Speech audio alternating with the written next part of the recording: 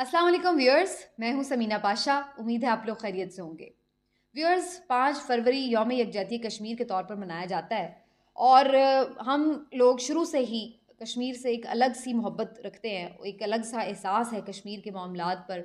और हमेशा से हर पाकिस्तानी के दिल की ये आवाज़ है कि कश्मीर बनेगा पाकिस्तान, और कश्मीरियों के दिल की भी आवाज़ यही है कि वो भी पाकिस्तान में शामिल होना चाहते हैं।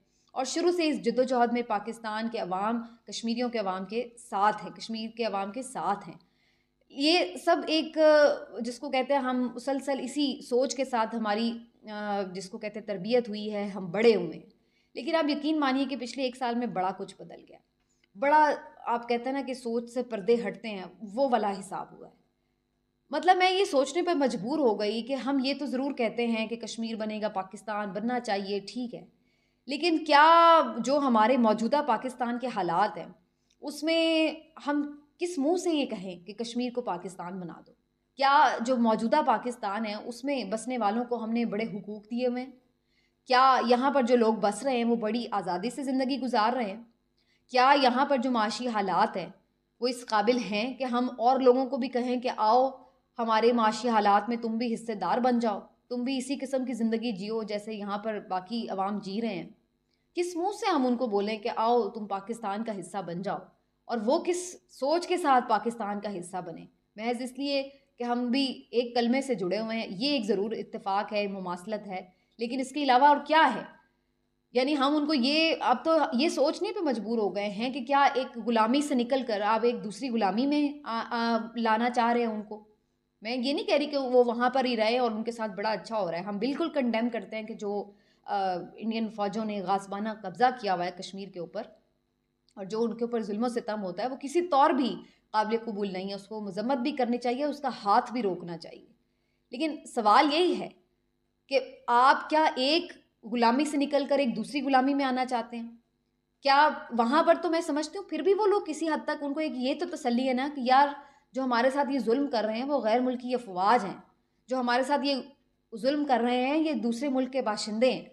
अगर हमें यहाँ पर हुकूक नहीं हैं, अगर हमारे यहाँ पर हमें एक जेल की तरह बंद किया हुआ है, तो ये वो लोग हैं जिन्होंने गासबाना कब्जा किया हुआ है हमारी वादी के ऊपर आकर। कम से कम उन्हें ये तो तसल्ली है कि ये कोई और लोग हैं, ये जालिम लोग हैं जिन्होंने हम पर आकर यूं जुल्म के पहाड़ तोड़े हुए हैं। कम से कम उनको ये तो तसल्ली है। ये वाला हाल तो यहाँ पर हमें दस्तयाब नहीं है कि जहाँ पर आप यहाँ पर रहते हुए ये सोचें कि यार हम लोगों के साथ जो जुल्म सितम हो रहा है या जो यहाँ पर लोग कर रहे हैं वो तो हमारे करने वाले अपने ही हैं।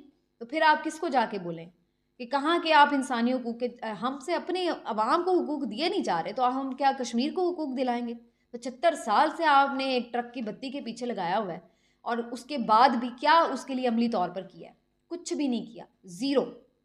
ना सिफारतकारी में, और ना अपने आप को आप मईशत के एक बड़ी मईशत के तौर पर इस्टेब्लिश कर सके, ना पाकिस्तान को उस लेवल तक ले जा सके कि आलमी दुनिया भी इंडिया के ऊपर ये दबाव डालने में कामयाब होती कि जनाब आप ये इस बात सुने। आपका खुद हैसियत क्या है? मांगते फिर रहे हैं आप दुनिया भर में, ये आपका हाल है। दिवालिया हुए पड़े हैं आप, बातें आप करते हैं ऐसे कि जैसे पता नहीं आप कितने बड़े कोई चैंपियन हैं। तो ऐसी सूरत में आप ये खोखले नारे जो लगाते हैं कि कश्मीर बनेगा पाकिस्तान, या कश्मीरियों को भी हमने अपने जैसा जलील ही करना है इस मुल्क में शामिल करके, तो क्या फ़ायदा इस चीज़ का? मैं कोई कश्मीर की पॉलिसी के ख़िलाफ़ नहीं हूँ, लेकिन मुझे तो इस बात पे अफसोस हो रहा है कि पहले अपने मुल्क के तो हालात ठीक करें। अब तो अगले वो भी मुंह भर के आपसे बोलेंगे कि भाई पहले अपने मुल्क के हालात तो ठीक करें, पहले अपने मुल्क में तो आप सारी जो हुकूक हैं वो तो पूरे करें। आपके मुल्क में क्या सूरत हाल है इंसानी हुकूक की? जब आपके अपने मुल्क में इंसानी हुकूक की ये सूरत हाल होगी, तो किस मुंह से आप जाकर इंटरनेशनल फोरम्स पर बात करेंगे कि जनाब इंडिया वहाँ पर इंसानी हुकूक की पामाली कर रहा है? किस मुंह से जाकर आप ये बातें करेंगे कि जनाब वहाँ पर जो लोग हैं उनको आज़ादी इजहार राय का हक नहीं है? आपके अपने मुल्क में क्या हो रहा है? तो ये बिल्कुल एक मुनाफिकत की पॉलिसी लगती है मुझे।